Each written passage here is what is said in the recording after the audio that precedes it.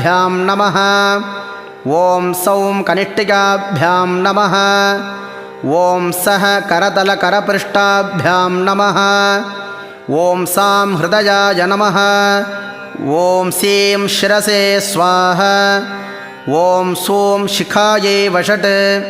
ॐ सैं कवचायुहुम्। ॐ सौं नेत्रत्रयाय वौषट्। ॐ सः अस्त्राय फट्। भूर्भुवस्वरोमिति दिग्बन्धः।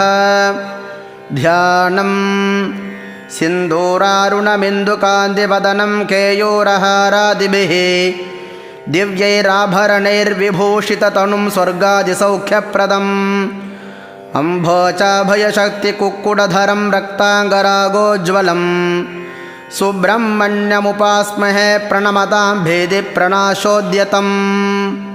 सुब्रह्मण्योऽग्रतः पातु